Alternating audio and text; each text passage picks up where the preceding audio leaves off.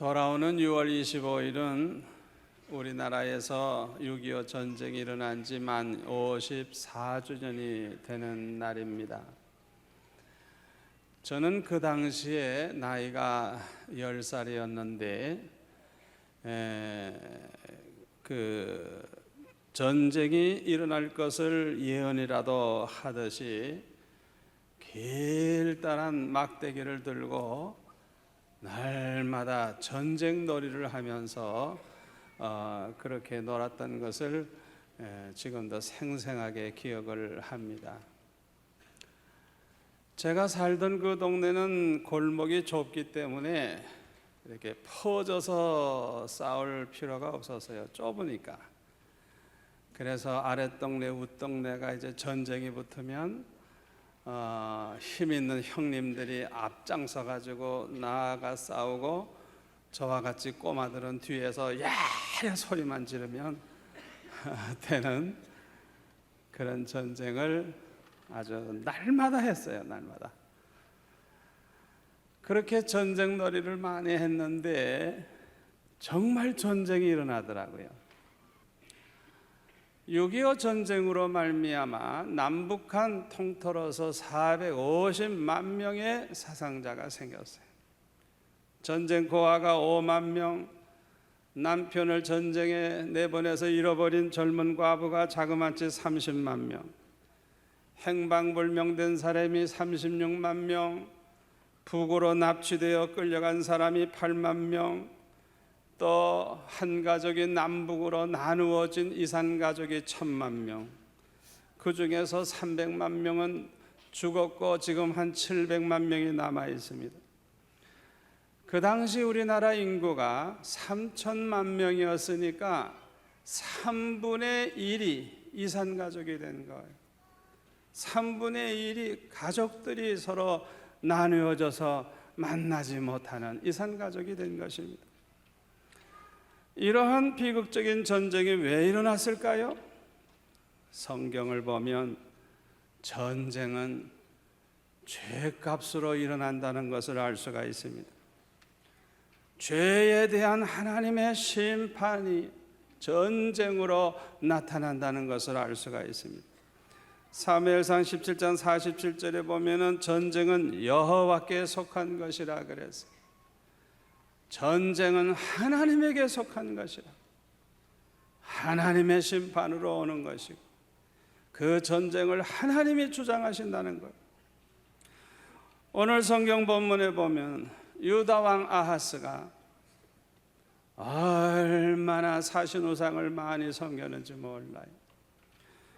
그 죄로 말미암아 하나님의 심판을 받게 되었는데 5절에 보니까 하나님께서 어떤 방법으로 심판하셨느냐 하면 아람 왕의 손에 붙이기도 하시고 북쪽 이스라엘 왕의 손에도 붙이셔가지고 많은 사람이 죽고 많은 사람들이 포로로 잡혀가게 했습니다. 6절에 보면 북쪽 이스라엘 군대가 하루 동안에 남쪽 유다 병사를 12만 명이나 죽였다 해서 하루에.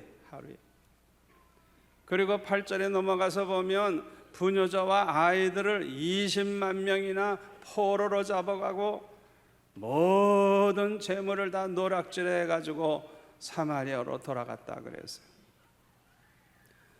외적의 침략을 받는 것도 불행하지만은 동족 상쟁은 더욱더 불행한 일입니다.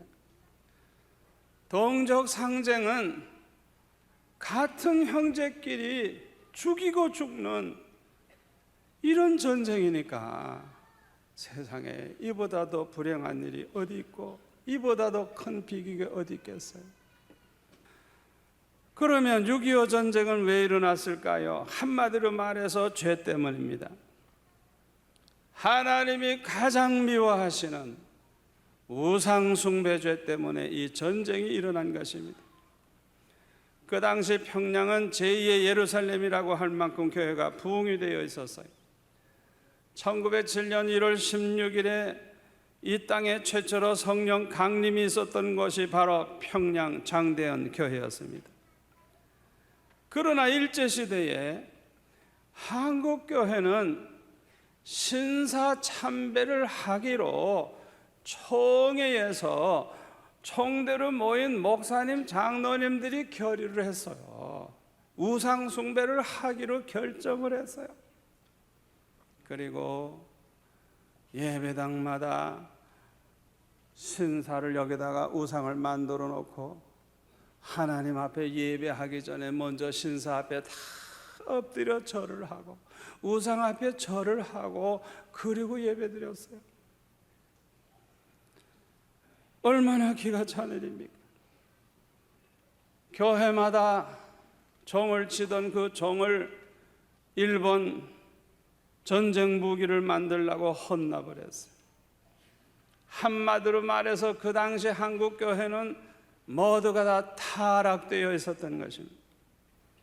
그런데 1945년 8월 15일 해방이 되었을 때 겸손히 하나님 앞에 가슴 치며 땅을 치며 눈물을 흘리며 회개하는 운동이 일어났어야 하는데 회개운동은 일어나지 아니하고 서로 비난하고 정죄하느라고 정신이 없었고 교회는 그냥 여러 교파로 분열되기 시작을 했어요. 이것은 하나님을 더욱더 분노케 만드는 죄악이었습니다. 하나님을 모르는 사람들은요, 하나님을 모르기 때문에 사신우상을 섬기게 돼 있어요.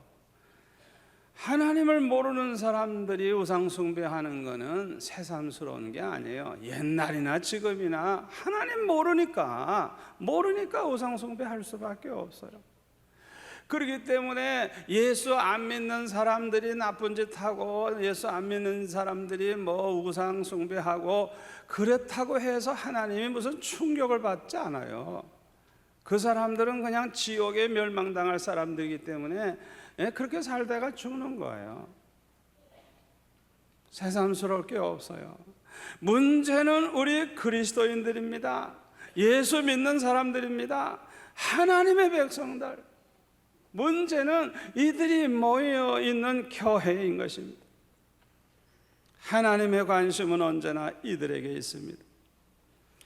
그러므로 이들이 하나님의 말씀대로 살고 하나님을 기쁘시게 해드리면서 살면 이들만 복을 받는 게 아니고 이들이 사는 땅이 복을 받고 이들이 사는 나라가 복을 받고 이들과 함께 사는 다른 백성들까지 복을 받게 되는 것입니다. 마치 아브라함 때문에 모든 족속이 복을 받는 것처럼 하나님의 백성들이 하나님 앞에 복받을 백성으로서 살면 그 하나님 믿는 사람 덕분에 다른 사람까지 복을 받는 거예요. 그러나 이와 반대로 하나님의 백성들이 말씀대로 살지 않고 사신 우상을 섬기고 타락하게 되면 하나님의 백성들만 하나님의 진노를 받는 게 아니라 그들이 사는 땅도 저주를 받고 그들과 함께 사는 그 많은 사람들도 함께 고난을 받게 되는 것입니다. 6.25 전쟁이 일어난 것은 한국 교회가 신사 참배를 한 죄 때문입니다. 특히 신사 참배를 거부하고 신앙의 절기를 지킨 주의 종들을 파면을 시켰어요. 신사 참배를 하는 그 사람들이 사실은 자격이 없는 사람들인데 그 사람들이 신사 참배하지 아니한다고 해서 그 순교를 각오하고 지조를 지키는 그 사람들을 다 면직을 시키고 파면을 시키고 감옥에 들어가서 다 고생하도록 만들고 얼마나 핍박을 했는지 몰라. 어떻게 이런 짓을 할 수가 있겠어요? 신앙의 절개를 지키는 주의 종들을 괴롭히는 사람은 반드시 하나님이 심판하십니다. 타락한 유대인들이 죄 없는 예수님을 십자가에 못 박아 죽이고 그 핏값을 우리와 우리 자손에게 돌리소서. 이런 말은 함부로 하면 안 됩니다. 그 핏값을 나와 내 자손에게 돌리라고. 어떻게 이런 말을 할 수가 있겠어요? 그들이 한 말을 하나님은 들으시고 그들이 말한 그대로 하나님은 심판하셔서 히틀러를 통해서 600만 명이나 처참하게 죽임을 당하지 않았습니다. 하나님의 종들, 신앙의 절개를 지키는 주의 종들, 그들을 괴롭히고 그들을 핍박한 사람들은 반드시 하나님이 심판하십니다. 신앙의 절개를 지키는 성도를 핍박하는 것은 곧 예수님을 핍박하는 것과 같습니다. 그러므로 반드시 심판을 받게 되는 것입니다. 하나님께서는 우리 민족을 심판하실 때 공산주의자들을 도구로 사용하셨습니다. 공산주의자들은 무신론자들입니다. 하나님이 없다고 주장을 합니다. 이들은 모든 교회를 다 없애버리려고 합니다. 이들은 유물주의자들이기 때문에 모든 종교를 아편이라고 몰아붙입니다. 이들에게는 양심이 없습니다. 윤리도덕도 없습니다. 오직 공산당이 있을 뿐입니다. 이들은 남한을 공산화하기 위해서 수단 방법을 가리지 아니했습니다. 공산주의 혁명을 위해서라면 부모, 형제를 서슴없이 죽였어요. 공산주의 국가가 되게 하기 위해서는 부모도 친척도 스승도 그냥 방해가 되면 다 죽여버렸어요. 얼마나 잔인한 사람들인지 몰라요. 제가 탈북자에게서 직접 들은 얘기입니다. 지금도 이 공산주의 사상에 조금이라도 어긋나면 다 수용소에 집어넣는데 수용소에 몇십만 명이 있는지 모른대. 제대로 먹이지도 않고 입히지도 않고. 그런데 죽으면 그 시체를 비료가 없으니까 과수원이나 이런 밭에 비료로 다 그냥 시체를 묻어버린대요. 시체가 비료. 그게 오늘날의 북한이에요. 북한 공산국가에는 전혀 자유가 없어요. 직업 선택의 자유가 없어요. 이동의 자유가 없어요. 여행도 마음대로 못해요. 내가 평양에서 살고 싶다고 해서 아무나 평양 못 가요. 거주지의 선택의 자유도 없어요. 출판, 통신, 언론의 자유가 없어요. 전화도 내 마음대로 할 수도 없어요. 전화도 없고. 평양 외에는 모든 고속도로와 길에 차가 없다고 그럽니다. 차가. 북한에 다녀온 분들 얘기 들으니까 하루 종일 차를 타고 가도 차가 한 대도 안 지나간대. 완전히 죽은 나라예요. 죽은 도시예요. 그저 일하라고 하면 일해야 하고 배급이나 타먹고 살게 했어요. 그런데 지난 몇 년 동안 배급을 주지 아니하니까 수백만 명이 굶어 죽어가고 있습니다. 저는 북쪽에서 내려온 아내와 그 장인 장모와 친척들하고 살기 때문에 저는 이 북쪽 사람들하고 많이 살고 있어요. 이 북쪽 사람들 셉니다. 셉니다. 그 사람들이 자유만 주면 절대로 굶어 죽지 않습니다. 자유만 주면 절대로 안 굶어 죽어요. 그냥 굶어 죽을 사람들이 아니에요. 강한 사람들입니다. 강한 사람들입니다. 그런데 북한에는 자유가 없어요. 자유가 없어요. 자기가 하고 싶은 걸 하게 하질 않아요. 그저 배급이나 주면 얻어먹고 살라 이거예요. 근데 배급 안 주니까 그냥 굶어 죽는 거예요. 세상에 이런 나라가 어디 있겠어요? 자유만 주면 살겠는데 자유가 없어요. 사랑하는 성도 여러분, 북한 땅에 빨리 자유가 회복되도록 기도해 주시기를 바랍니다. 공산주의 국가는 망할 수밖에 없습니다.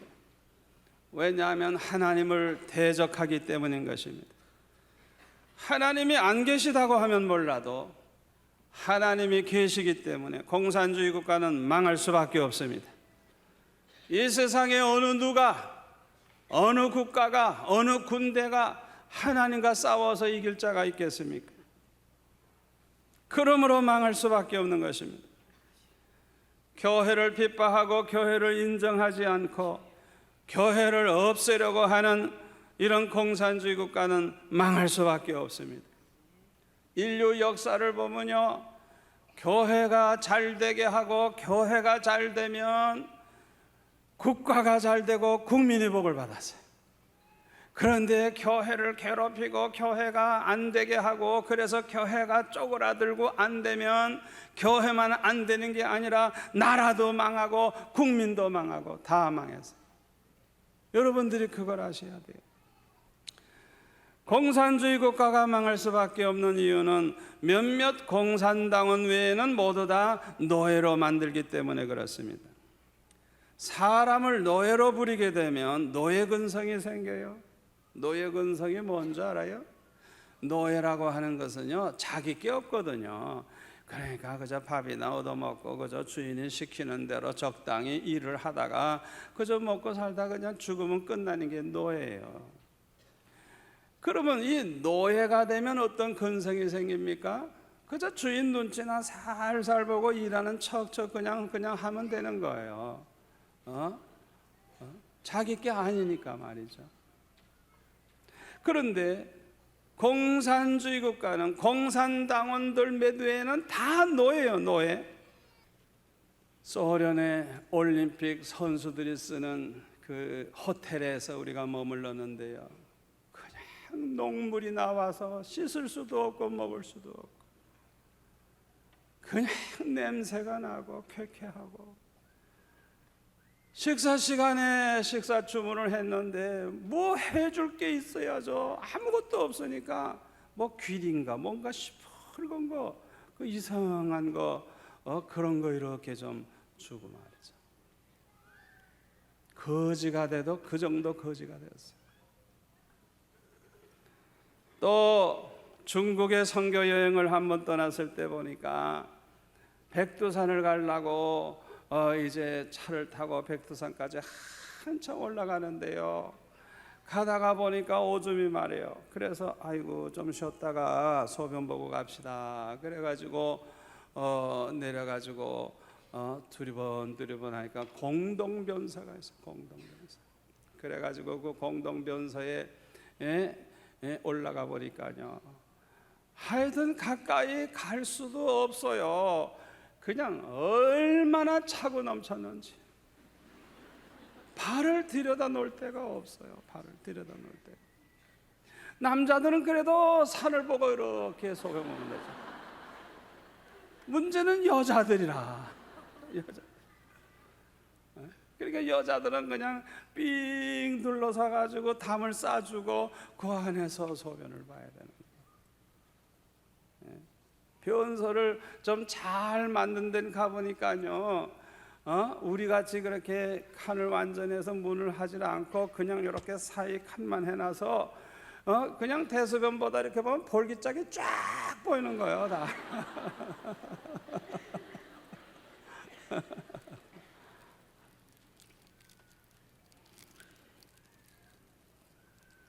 아무도 열심히 일을 하지 않습니다. 왜 그런 줄 알아요? 자기의 것이 되지 않기 때문에 그래요.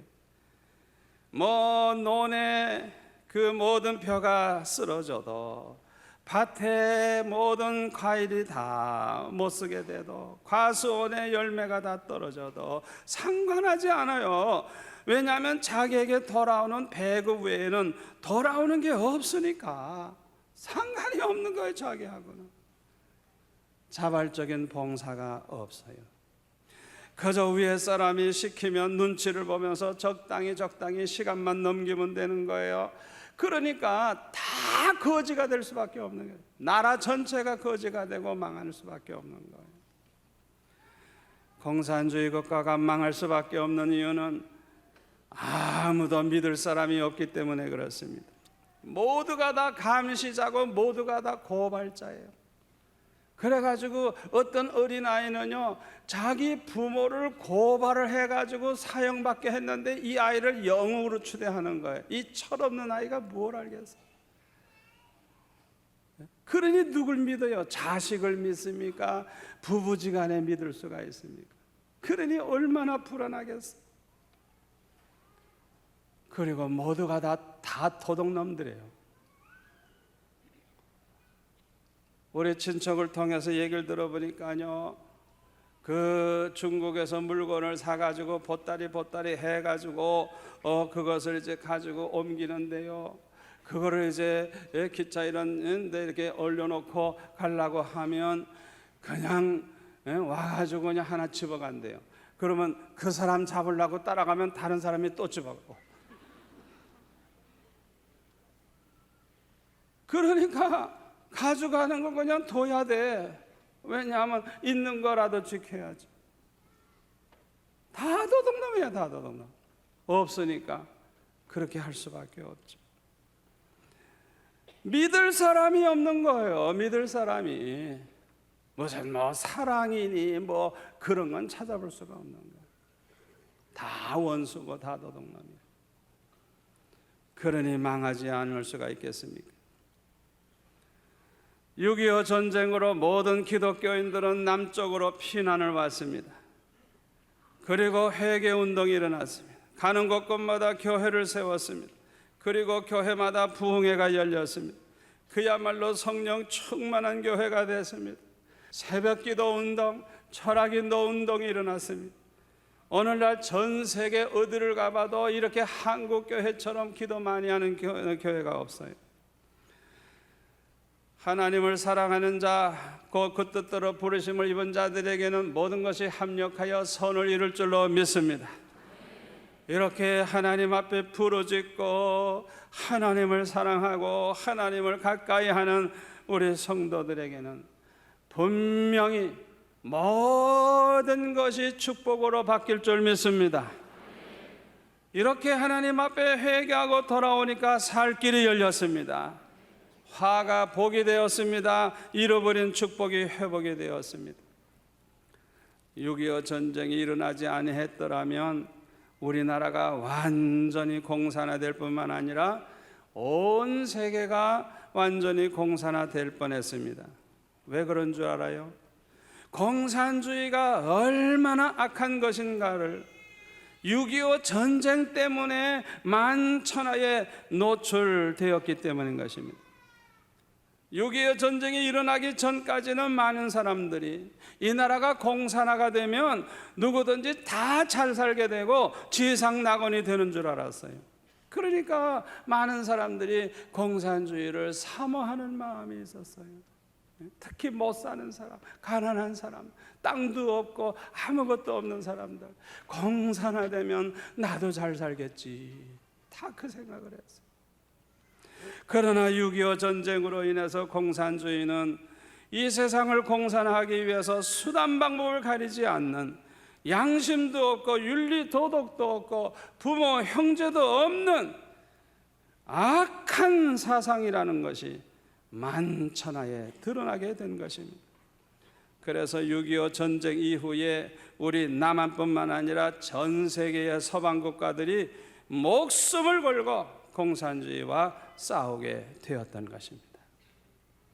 그뿐만 아니라 88 올림픽 때에 소련을 비롯해서 공산국가들이 서울에 와서 딱 보니까 북한에 선전만 듣던 이 사람들이 알기로는 남한 땅엔 거지로 가득하고 판잣집으로 가득하다고 늘 들어봤는데 와서 보니까 이게 웬일입니까? 소련보다 잘 살죠. 모스크보다도 더 빌딩이 좋고 많죠. 차가 그냥 골목마다 미어져 있죠. 소련 어디를 가야 그런 땅이 있습니까? 아무도 없죠. 서울에 와가지고 그들은 충격을 받았어요. 북한을 비롯해서 공산국가들은 점점 더 못 살게 되고 가난해지고 지옥같이 변하는데, 민주주의는 점점 더 잘 살고 더 풍요해지고 시민들의 얼굴에 기쁨이 있고 삶의 활기가 있음을 보고 그들은 충격을 받은 것입니다. 하하, 안 되겠구나. 우리가 공산주의를 그대로 끌고 가다가는 우리가 다 망할 수밖에 없구나. 모두 다 거지가 될 수밖에 없구나. 그걸 깨달은 거예요. 그래서 88 올림픽 이후에 소련을 비롯해서 모든 공산국가들이 뒤집어지기 시작한 것입니다. 공산주의는 안 된다, 안 된다. 그걸 깨닫기 시작을 한 것입니다. 할렐루야. 이제 한국 교회는 전 세계 교회를 지도하는 교회가 되었습니다. 예수님이 오시는 그날까지 가장 앞장서서 세계 선교를 할 교회는 한국 교회밖에 없을 것이라고 전 세계 교회 지도자들은 그렇게 내다보고 있습니다. 오늘날 우리나라 정치, 경제, 사회가 불안하지만은 걱정할 필요가 없는 줄로 믿습니다. 기도하면 됩니다. 교회가 깨어 있으면 걱정할 필요가 없습니다.